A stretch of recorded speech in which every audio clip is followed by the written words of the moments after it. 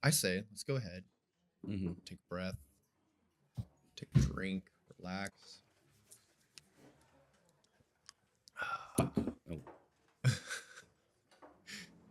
Cheers, brother.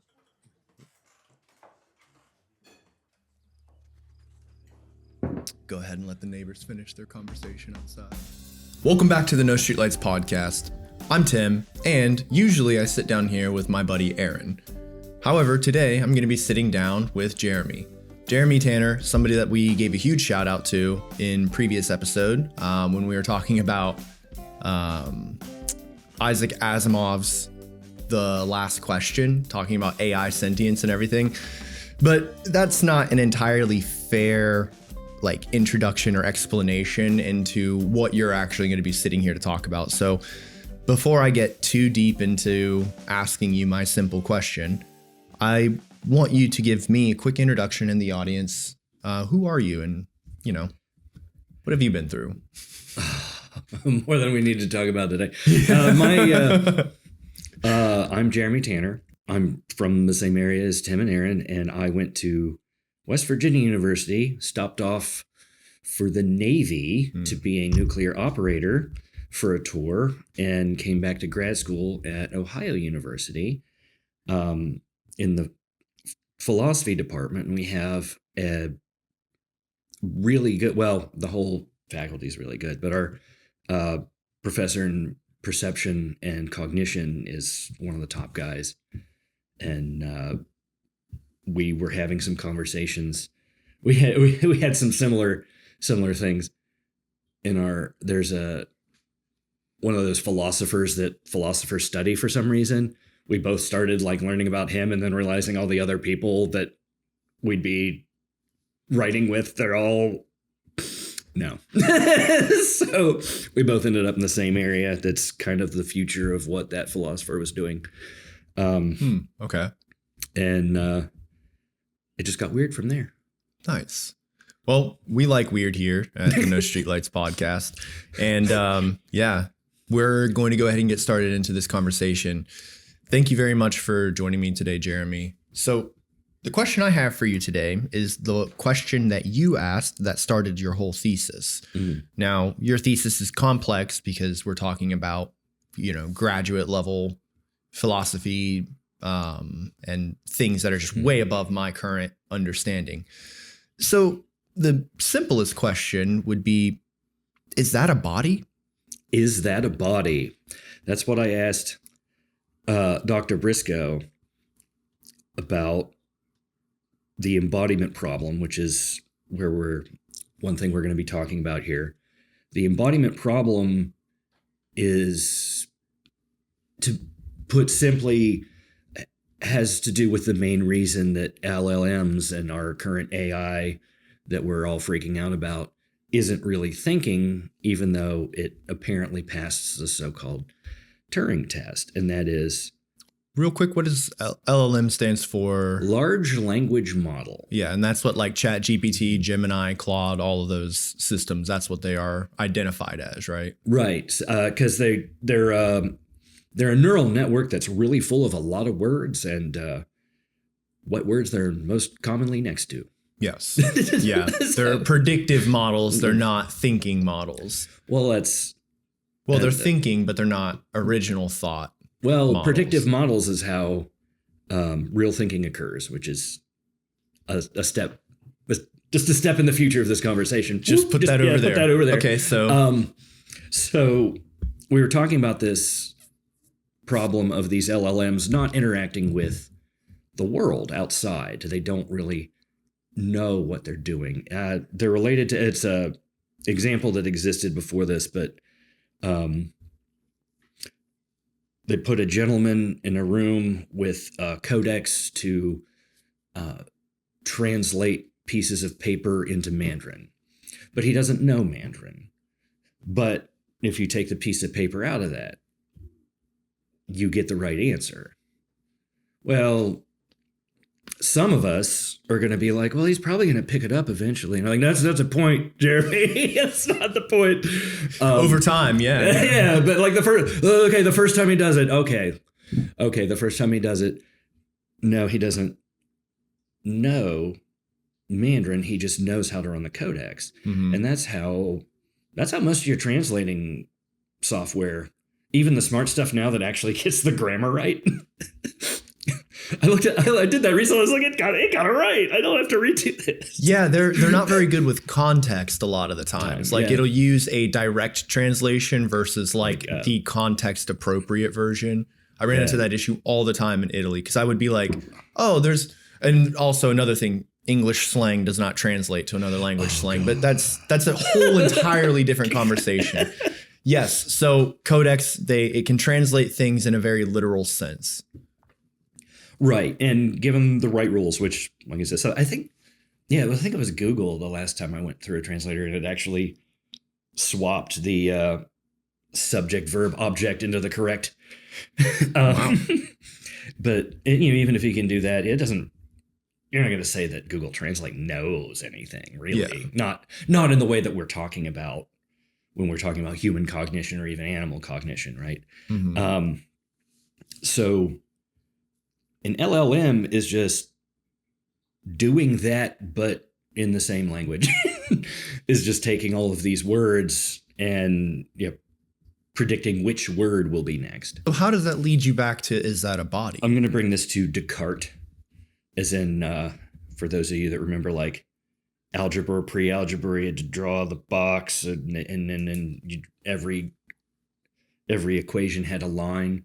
That plane is the Cartesian plane. Draw a box and every the square, right, and the x or the 0, 0, x and y, and okay, yeah, that's like XY plane. Yeah, that's the Cartesian plane. That's the same Descartes. Okay. Descartes, and he was Catholic and was more worried about being excommunicated than certain other thinkers of the era, and came up with the separation between the mind and the body in a way that pretty significantly parallels what we would think of, what we would associate with the peripheral nervous system, with the lizard brain, if you will. Because his idea was following that animals don't have minds, which we've proven wrong pretty extensively now. Pretty basic, yeah. So, but with this separation, everything this does, we have robots that do this, and one of those robots was an experimental aircraft that we worked on. Well, not me; I was downstairs. The X-47 Bravo, and it's a carrier-based drone, but there's nobody sitting on the carrier with a joystick. Mm-hmm. It uses the information that the squadron and the battle group are sending back and forth to the human-powered planes and each other and so forth. So are they like, so there's not somebody hitting a button and then controlling this thing. No. It just receives information and then like how does it launch? It just feels like it.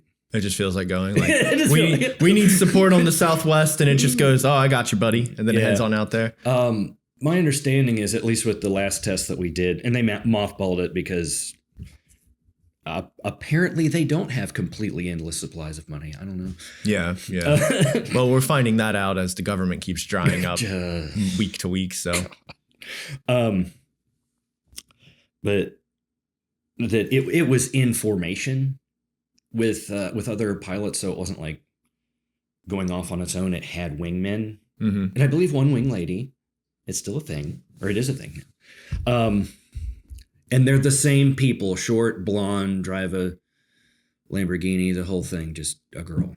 Yeah. Anyway. Yeah.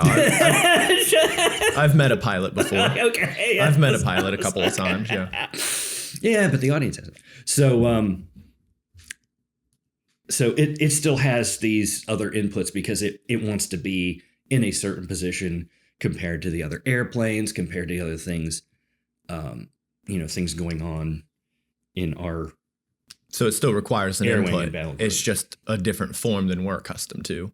Rather than a joystick, it's using like some type of sensory or whatever. Yeah, it's getting It's like getting communication signals. Okay. All the equipment on the battle group in the air wing can send wireless, like satellite information from the computer to the computer on the other ship or airplane. So is that drone a body?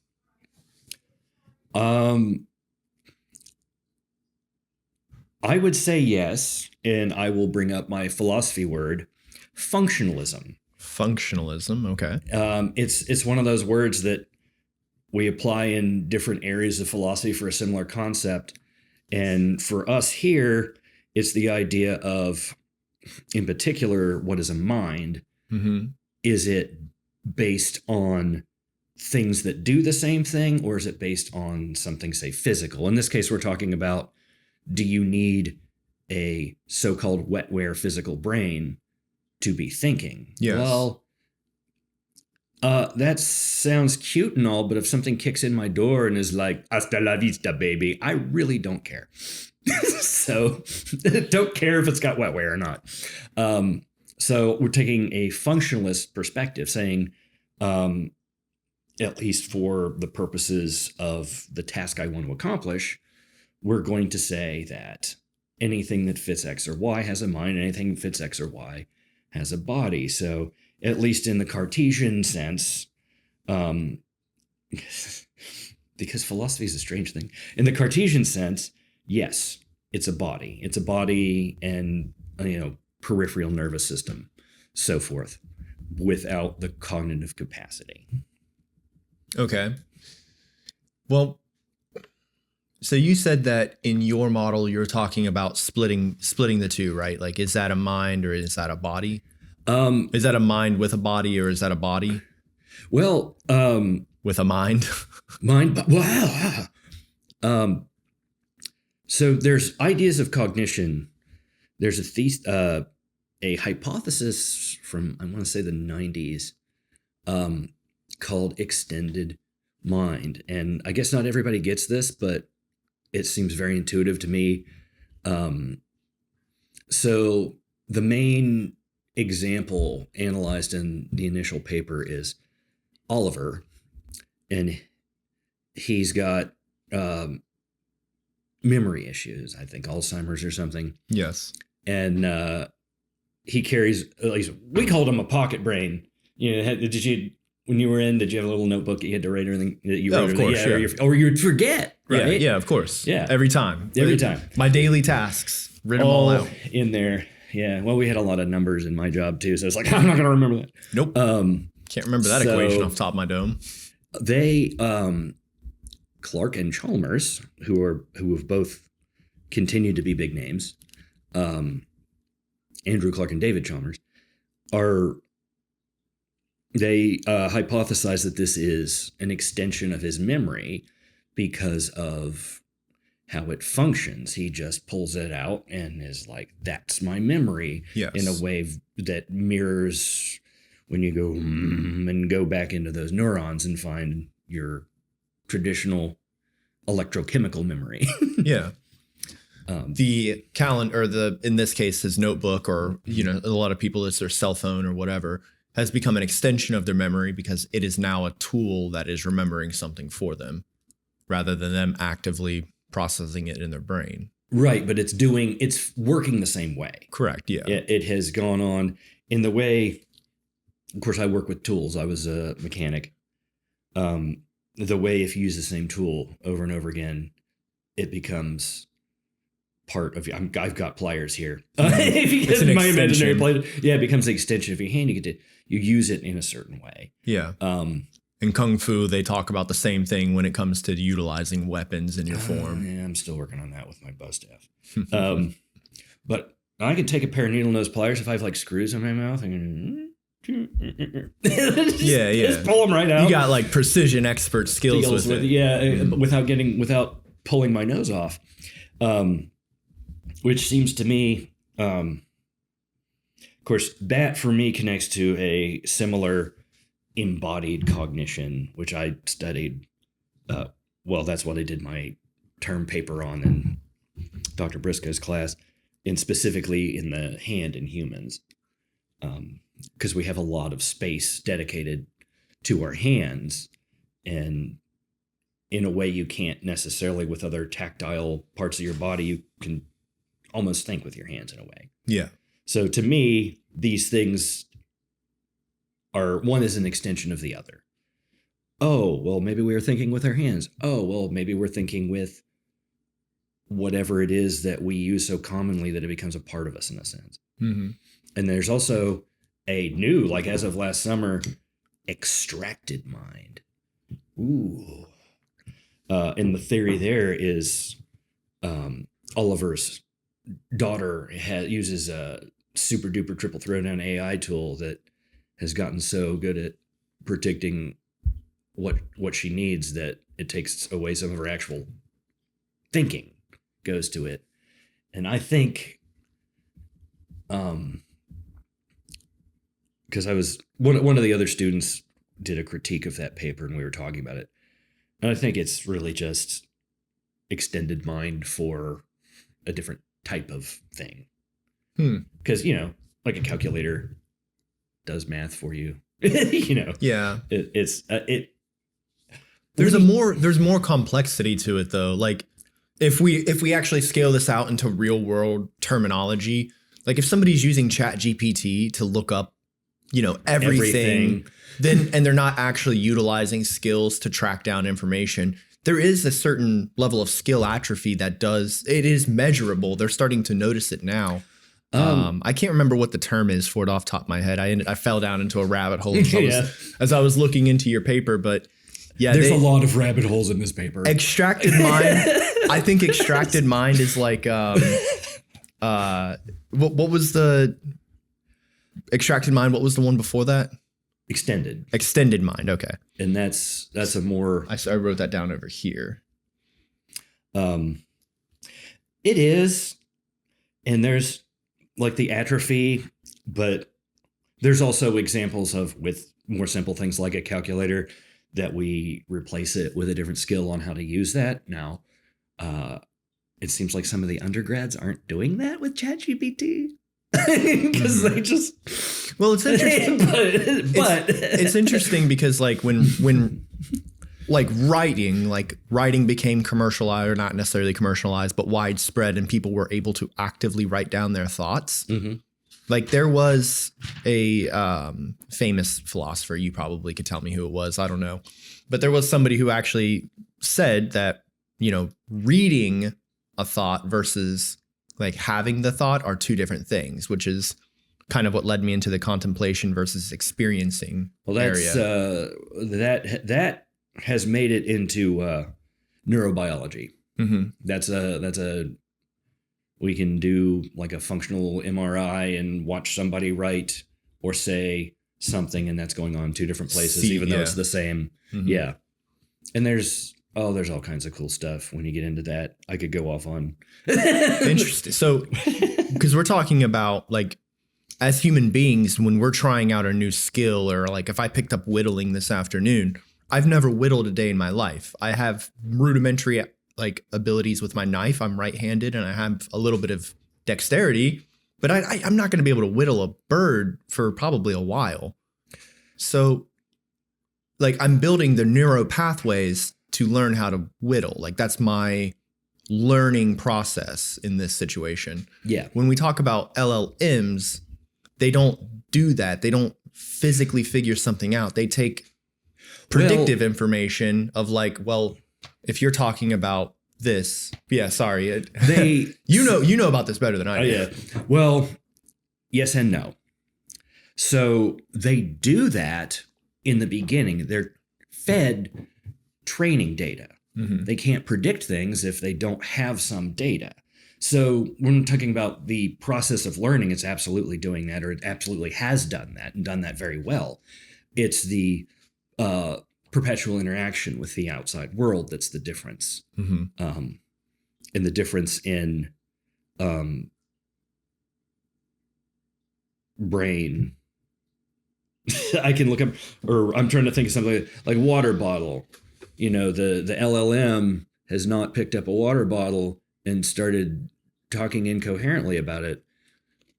taking a drink from it, feeling the weight of it change. Yeah. So there's and there might be, because some of these models are made for making pictures or music or whatever. And they do that by stealing billions and billions of data. But yes, continue. Yeah, the same. Thanks, Sam Altman, for making piracy legal again. See, I remember Napster. Yeah. Pirate Bay. Now it's just called ChatGPT. Yep. Or whatever those other AI music things are now. But yeah. So these machines are adept at learning. Oh, this is really interesting, because when I was looking into the embodiment problem, you mentioned it, that the difference is contemplation. ChatGPT contemplates versus mankind, where we actually experience. We can pick up the water bottle, take a drink from it, and feel the weight change, versus ChatGPT. I can tell it I picked up a water bottle, I took a drink, and I felt the weight change, and it can estimate how much it changed. But it's not experiencing that. It's just going off of basic understanding of knowledge. The average human mouth is about this big. The average amount of water drank in one mouth drink is about this. So you probably drank about this, changing the weight from this to this. Yeah. Now, in the literature or in here, we would use the word contemplation more specifically to like philosopher stuff. Yeah. But yeah, it's doing what you just said, except for me being picky about that one word. Yes. that's just a callback to in a previous episode we were talking about like doing versus thinking or contemplation versus experience. So that's kind of just a simple callback to that discussion. But yeah, so this is where the concept of like, well, maybe if we took ChatGPT and put it in a robot body, it would become sentient. Yeah, that's kind of what I was thinking, but no. No. Okay. So where did you end up going with this thought? So consciousness, and I'll have to make this more clear in my final draft, is we're stepping off away from just I'm doing a process that involves X, Y, and Z. Those are in cognition, being cognizant, being sentient, being self-aware. That is a thing of quality, not quantity. Certain things happen. So this day and age, if you go to surgery and you get anesthesia, the anesthesiologist can look at something that's monitoring your brain and tell whether or not you're awake, whether or not you're cognizant, or how close you are to getting that way, or how far away you are, and very much more precisely do their job. And there's a lot of benefits to that medically, obviously, but there's also, that means there's a neurobiological cognate of cognition. We know when you're thinking based on your brain. Now, we can't like read your thoughts. It's not that precise. Yeah. But there's, But we can see the lights flashing in your mind. We know that there's activity. There's the concept of brain death and things like that. Yeah, and we can tell not just whether or not your brain's dead, but whether you're asleep or awake, because this activity is happening. Yeah. They have it pretty good. They have a pretty good map of how our brain, like what areas fire up when we're doing certain tasks and things. Yeah, and they have a lot of information that they've worked with primates and other mammals in particular, to a certain extent birds. And we see this universally in warm-blooded animals, which would make sense when you think about biological evolution. Yeah. One thing, a fun fact to make it even more. So the temperature of a warm-blooded animal's body range is actually the ideal operating range for a biological neuron. That makes sense. Evolutionary. Yeah. So we. Who am I to say it shouldn't? Well, it's probably happenstance, because our ancestors would have developed the warm bodies and found themselves able to go further and be in more complex environments, survive and and things of that and nature. then the more and more neurons, and then all of a sudden we're having a podcast. Yeah. Thanks to some, Cro-Magnon somewhere for some random mutation in their genes. Some lizard. The No Streetlights podcast can exist today. Shout out to my Cro-Magnon. You know what I'm saying? But I mean, that's all fascinating. That's all interesting. We understand that neurology is very complex and deep, and we have a pretty good grasping of it at our current level. Not too much deeper than that. I'm not talking. We can't read minds, like you said. Yeah. But how does this tie back to, is that a body? Well, it ties more back to, is that a mind?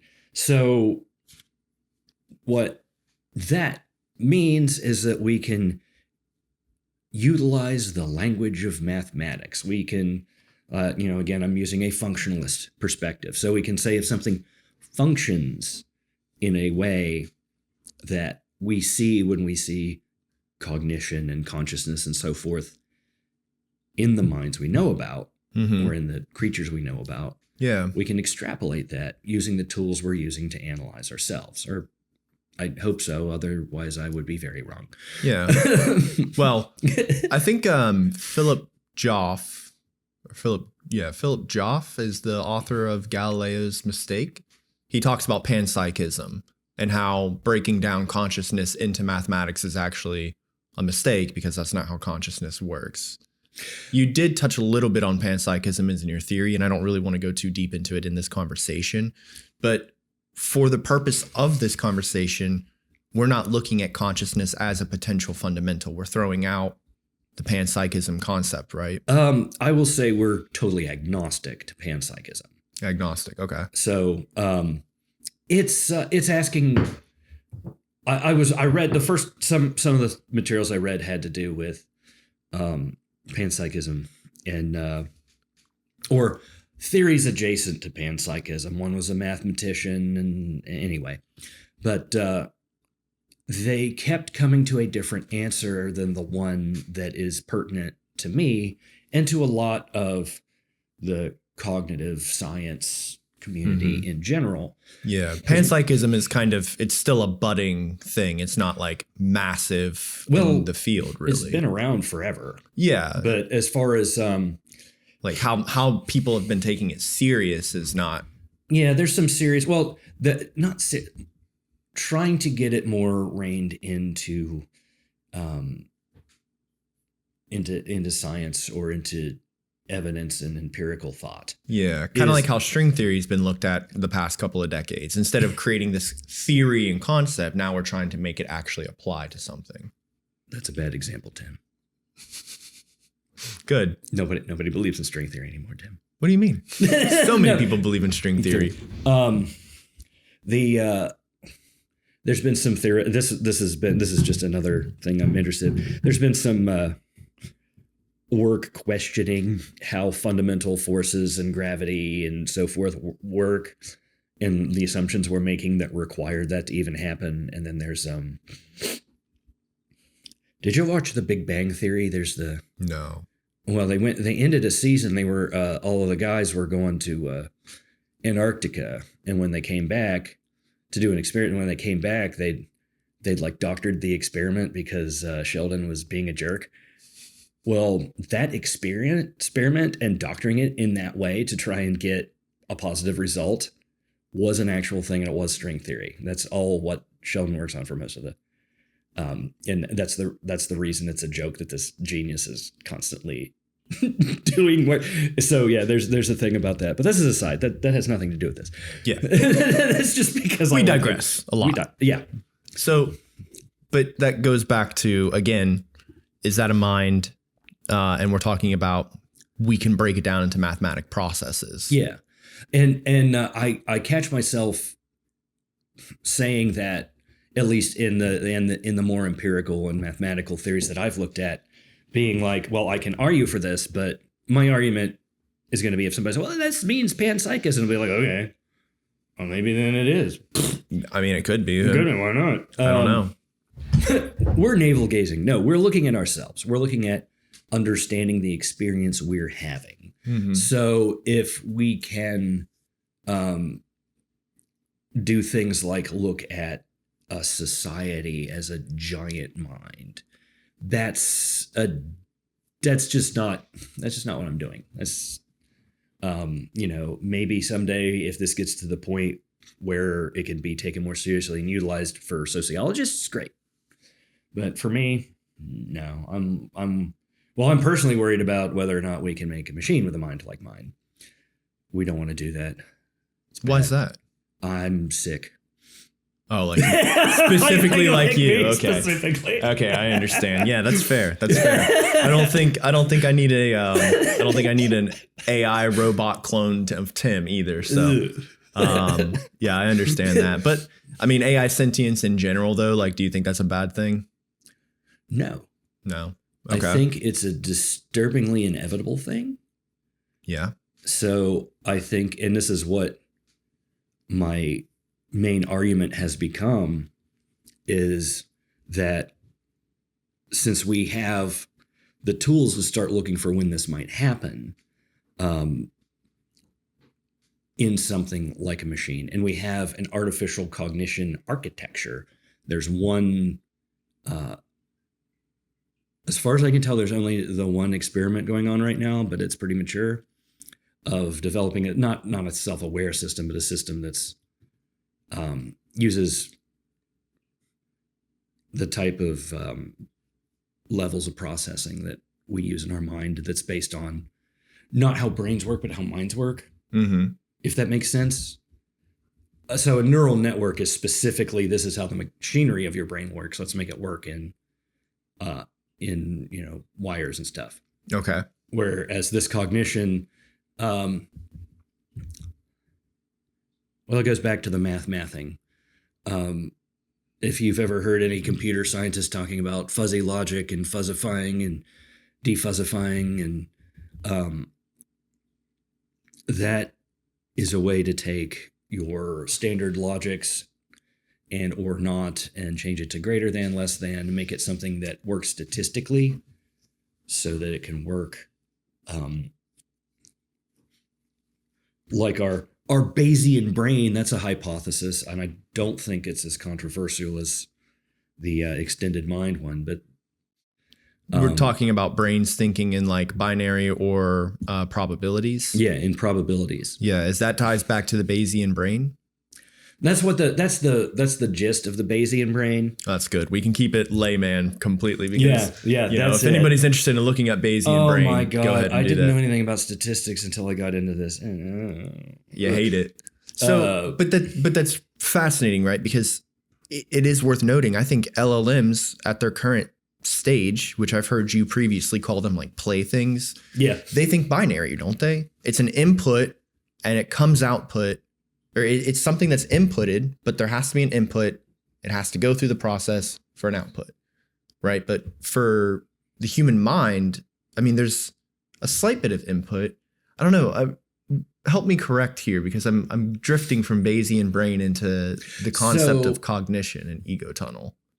The thing is, the neural networks, and when you do fuzzy logic, they end up mathing a lot alike. And that's the entire purpose of fuzzy logic. It was the first attempt to try and make something process in that way. And so this idea has been taken further to a thing called active inference, which uses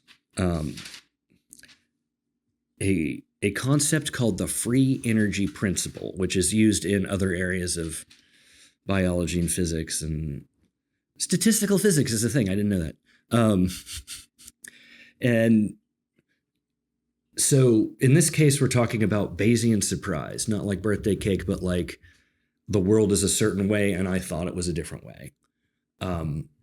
That is a single variable that our perception and our action are both working for. This is a pretty deep concept in and of itself, but ultimately it leads back to your question of, is that a body and is that a mind? In what way? I've kind of extrapolated that a body can, at least for the purposes we should be taking rather seriously, as far as, because we're talking about, I mean, if this is right, then these things have opinions. And if this is right, some of them could take me in a fight. LLMs have opinions? No, not LLMs, the potential future cognition. Potential future cognition. So the outer layer, if you will, of this mathematical look at things is called a Markov process. And that's a process where you take just the most recent input and you get an output that's, the probability of it's going to happen. And those who have created this active inference principle, which is math based on another hypothesis called predictive processing. They say there's a whole blanket of these processes, because these processes are commonly used for describing the interaction between complex systems.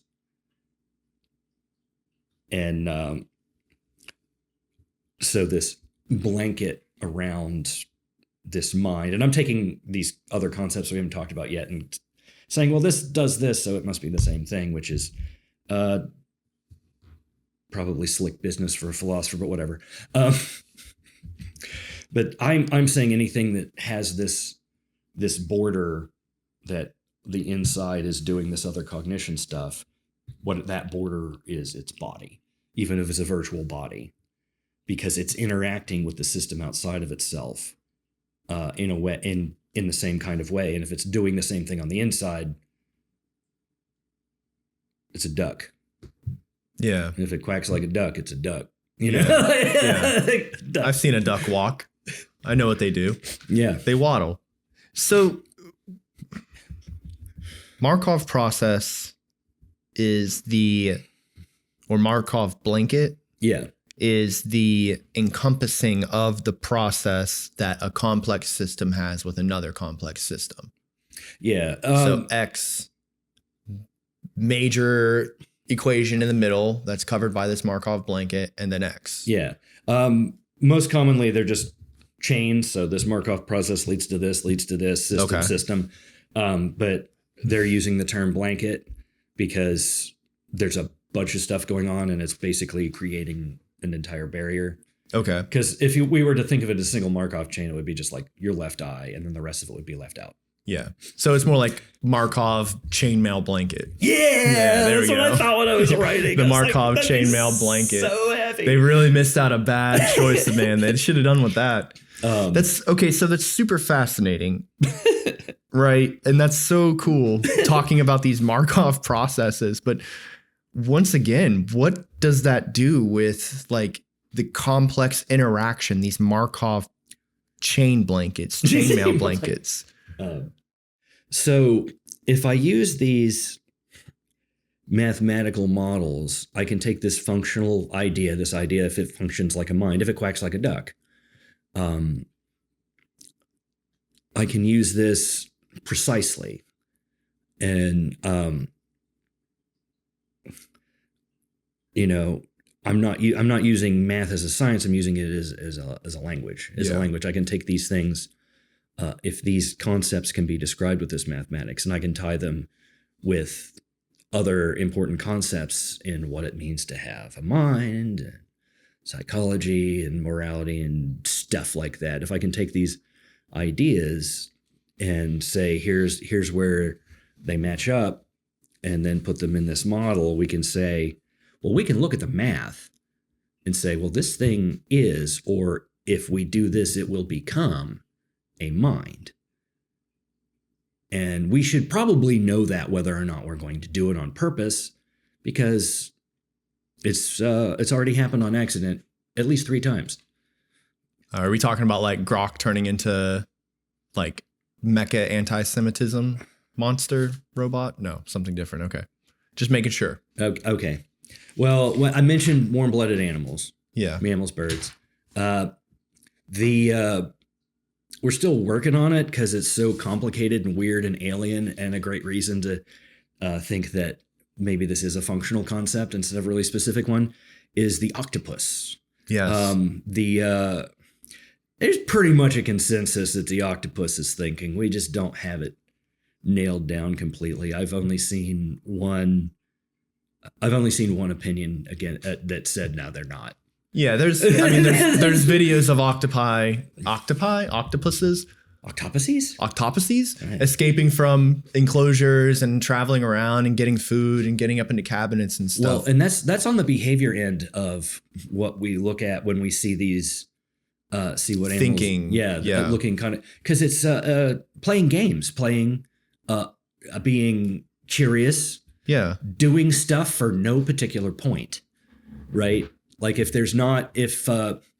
one of those people that wants to answer everything Darwinianly doesn't have an answer for it, it's a behavior we're saying is probably a cognition, a self-aware behavior. Yeah. Yeah.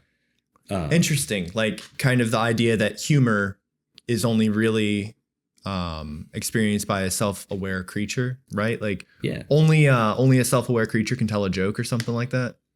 I don't know if you're referencing something, but that's a true statement. We're kind of getting into a term that I mentioned a little bit earlier. Well, I don't want to put the cart before the horse. I always do that. I love the idea. We have like carts and horses all everywhere. over the place already. So, okay, octopus, they have their own form of sentience that's completely alien to us. Yeah, presuming that they are sentient, the extreme differences they have between either mammals or avian brains is going to mean they're going to experience something very different. Yeah. And there's a lot, I mean, people interested in this kind of stuff have probably all been like, yeah, like their legs all think and stuff. Not exactly, but there's a reason people tell you that. So they're instead of like, we have this really distinct, we have a central system, we have a peripheral system, everything fits really nice into, that's why I'm still talking about nice. That's why I'm talking about Descartes, who died centuries ago. But the octopus has this extended system, almost like an insect, or other so-called lower animals that don't really have a central brain. It's extended, except it does. It has 5 or 6 brain lobes in the middle of it.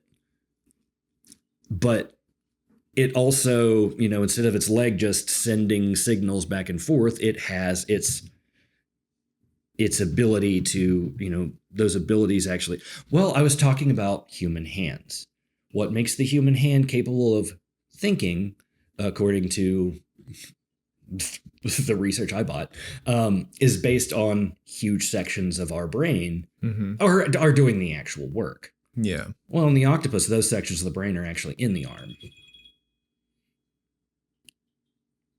So, that's the easy way to put it. So the part that controls it exists in the part it's controlling. Yeah, it's all spread out. Which is why we look at this as such an alien version of like self or existence, because we can't comprehend that. If you say, if you just stop and for a moment. You know what this reminds me of? I have to break it down for you because you're going to appreciate this. Oh God, I hope so. This is so much like human beings are the Mighty Morphin Power Rangers. When we come together as a Megazord, we're all in one command central. But whenever Voltron comes together, they all stay in their own little individual robots. I might be wrong on Voltron. I know one of them does that, where they all stay in their own little robots and they control their own little robot side. That's kind of what it sounds like the difference in thought process and experiences for octopus versus human. We have one control center up here at the top where everything takes place versus the octopi, which has multiple control centers that operates where it's located. Basically, it's going to be less discrete points and more fluid. Mm-hmm. So if you close your eyes and think, where am I right now? Yeah. You're probably right about here, a spot slightly behind your frontal lobe. That's where you are, and everything is. They aren't going to experience that because they don't have that one spot where everything goes to. That's so fascinating. So that is such an. So yeah. So if anything that fits, that can fit into these mathematical models also fits into psychological models, or God, I've even got existentialism involved now. It's inevitable on this show. That they're going to experience the world just extremely differently than us. Yeah. Because if this is a thing of kind, your control panel at a factory might have some sort of rudimentary self-awareness.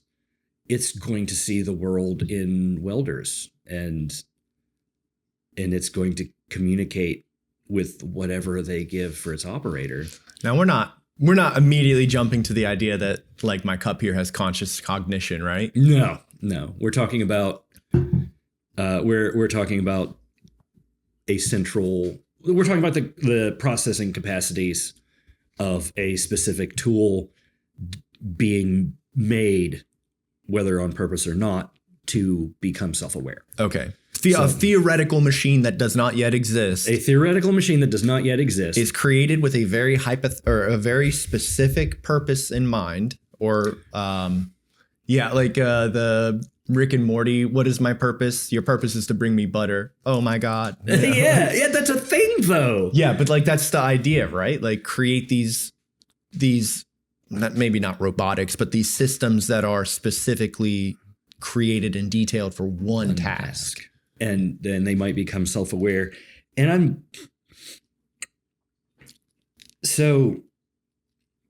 we were talking, a moral philosopher was in last semester. Morality. Let's. And we were talking again because he wrote a book, and the last third of his, Just People by Mark Labar, find it. And like the last third of the book is like kind of issues that he hasn't figured out yet. He's, if he never publishes the book, he never publishes the book. And we were kind of coming up with, and this is what he favors anyway, is like everybody's different. Everything, and when we talk justice, it's specifically about justice. We should adjudicate every instance, right? So I'm extrapolating that idea, and I think it's pretty fair to.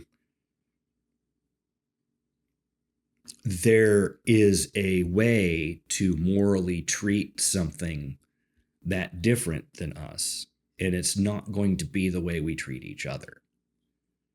But this system, say this control panel, is self-aware. If it's going to want to play a game, it's going to want to exercise itself mentally. I have no idea how that would work. What that's going to look like our octopus escaping from the enclosure to do who knows what. It's just going out, having a good time. Yeah. It's going out, flickering the light switches like Nosferatu. Oh, they can change color, but they can't see color. That's so weird. Because it's the stuff in the arms that can. There's a huge rabbit hole that your thesis put me in the middle of, and it primarily was bringing me into the concept of like experience in and of itself, and is it actually even real? And it led me back into the ego tunnel. Okay. Thomas Metzinger. And I'm glad you wrote that down because I keep forgetting his name. He has the idea. Well, he's completely convinced. If you've listened to his TED Talks, which they are insanely fascinating, it could shift your perspective on how you view yourself. But essentially, ego tunnel is the conversation of the illusion of self, or the self doesn't actually exist, but due to like evolutionary processes in our brain, we've created this internal self as an evolutionary like continuation for, I don't know, social theory or social purposes, survival purposes, combination of all of those. I mean, we socialize on you and I are talking here on a podcast for social fun, right? But as throughout history, socializing was an important thing for survivability. So that became a part of it. And this would have occurred even earlier than that for similar reasons. Just it's handy for survival to believe there's something that requires surviving. Yeah. I know. It's like a yeah, but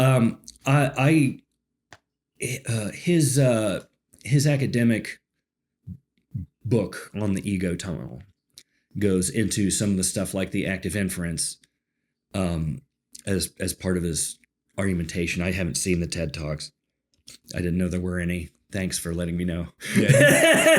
I read the book and I was like, hey, this takes all the stuff the stuff I've read in the last 3 days and makes it into a system. Yeah. No, his TED Talk it's good for somebody like me too, especially if I'm going into this cold and I don't know anything about this topic except what I've read already, which is mostly your thesis and branching off from that, the references you provided. But and I want to say Andy Clark has some podcasts and some books made for regular Clark. He's the extended mind guy.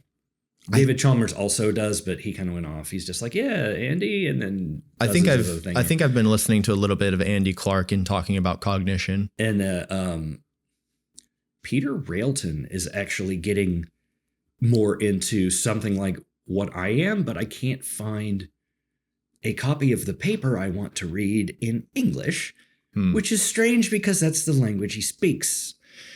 But I've seen he's got some other interesting stuff on cognition learning. Thomas Metzinger. It is important to note that I don't think English is his first language. I believe he's German. And you can kind of hear it when he's talking on his TED Talk. But the way that he's able to make these complex ideas more simplistic to understand. I think it was Albert Einstein who said, if you can't explain something complex simply, then you don't understand it or something like that. Something tells me somebody else said that, but he was really good at it. If you read one of his books, you're like, wow, I must be a genius. Wow, I feel insanely smart, man. Thank you so much. Wow, I understood this. It's so interesting because if we do happen to think about, if we go along with Thomas Metzinger's concept of ego tunnel and the creation of self as an illusion, I wonder if, I remember hearing about this. I can't remember what video I was listening to. I think it was, it might have been Vsauce or Veritasium or whatever on YouTube. But they were talking about there is an actual legitimate difference in how humans thought back in the day in written language versus how they think now in written language. Like you can see the evolution of how we went from being more focused on and then we did this, and then we did this. Like our thought process has changed to, and then I contemplated if I should do this or this. Like, it's like before we didn't see as many options. Now we see more options, which has just expanded our concept of thinking. So again, if you look at that and then notice that there's obviously an evolutionary change in the growth of society based off of that information, it kind of does point to the self being a form of evolution. I mean, you would think so, right? Oh, well, absolutely. If only they had at the time, well, we'd have a lot of problems fixed by now if they did. If they had the science at the time to show the details of our brains, because biological evolution continues to happen. Yeah. If you look at that thing from Leonardo da Vinci, there's like muscles coming in here that we don't have anymore. Because we don't need to strangle tigers anymore. Of course. Yeah. Yeah, we lost that ability. Yeah. It's the conversation about the pinky toe and the pinky itself. Yeah. Yeah. So, Jeremy, we explored a lot here today. And I know that we really only scratched the surface of this massive iceberg because cognition, any kind of exploration into cognition is complicated because we just don't know. We don't really have an answer right now anyway. Like if you want to talk about quarks, you want to talk about, positive spin, negative spin. Yeah. You could go deep into those theories. They're more robust and there's more time period that people have put into it. Consciousness, on the other hand, it was originally looked at as its own separate thing. Now people are thinking of it as a part of the human biological process. And then people are also taking that and still looking at it as two separate things that happen internally.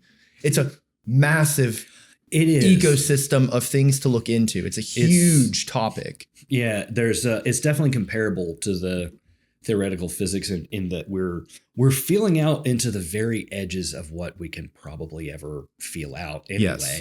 Mm-hmm. We're reaching the limitations of our current ability of perception. And in the case of the cognition, there's far from a single paradigm like there is with the physics. Yeah. And part of it is because it has become interdisciplinary and it requires so many of us with so many different skill sets. Yes. To cook up anything. It's massive. It's a nebulous concept.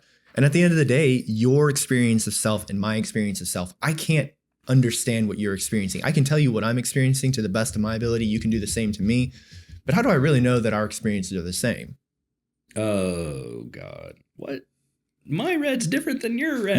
Yeah, right? That good old classic philosophical question. I don't want to get into that. I just want to pose that question because I do think that is another interesting starting point as to where people can look into the concept of self and even potentially find themselves looking into ego tunneling and that actually goes into embodied cognition and extracted mind. Yeah, where his idea of the ego tunnel goes into the actual interaction with he does pose that the world is real is just not what we're seeing, which is that's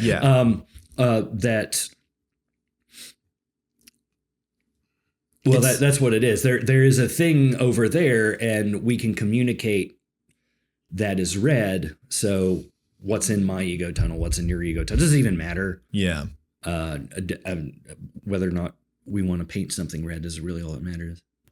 Stephen Hawking did a wonderful comparison of the fish in a fishbowl when it talks about the reality of perception and how we calculate. Like, it's fun, it's interesting.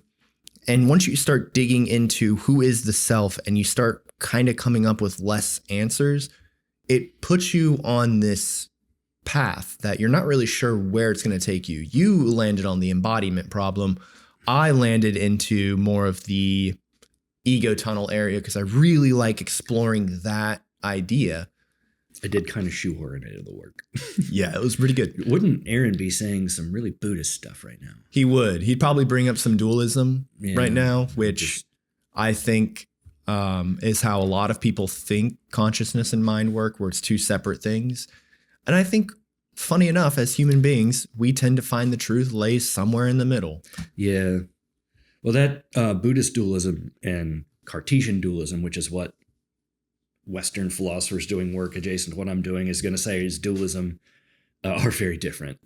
So, because that's like Cartesian dualism is basically there is a soul. Yeah, I didn't look into Cartesian dualism. I only looked into it doesn't matter. It dissolves into some of this because we're looking at, our mind as this thing that is created, this ego tunnel that is created when these things happen, when this math. So yeah, is there a soul? Maybe. Fine. Okay. It's in there. It's in there somewhere. We'll find the answer. Whether maybe, or not, one day. So this brings me back to a very simple question for you. And I'm curious, and I think a lot of the audience is going to wonder the same thing because we talked about this for like an hour and a half. Well, at the end of the day, is that a body? Is that a mind?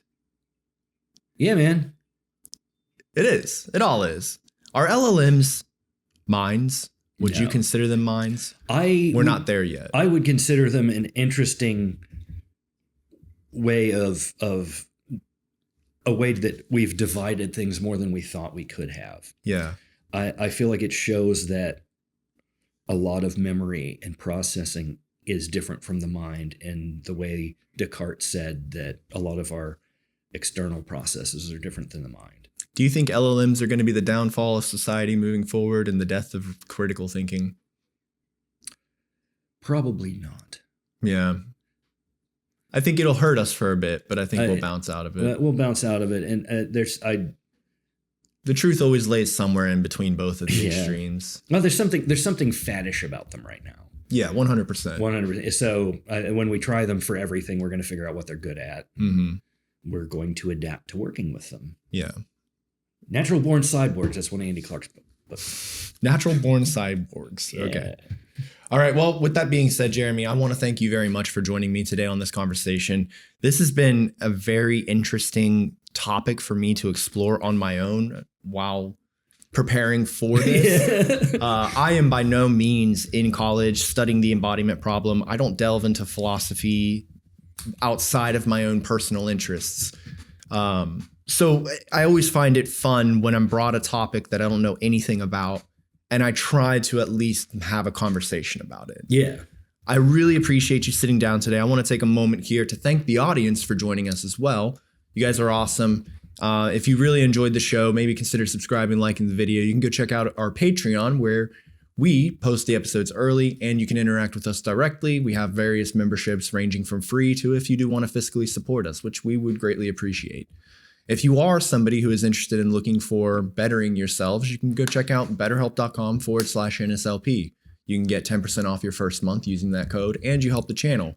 But most importantly, you get your own therapy at your own schedule, at your own needs, at your own whatever. I mean, it's literally catering to you, which is incredible. This show cannot be substituted for professional medical advice. If you do need help now, please call 911 or text or call 988. And speaking of our patrons,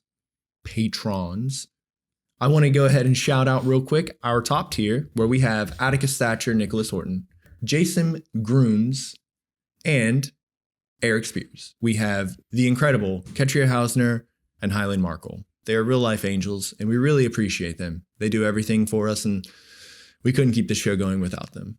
So, hey, thank you guys very much for joining us this week. Really hope you enjoy the show. What do I usually like to say at the end of this show? Where am I? Be good to yourselves and each other. We love you, and you're worthy of that love. You're worthy of that love. Peace.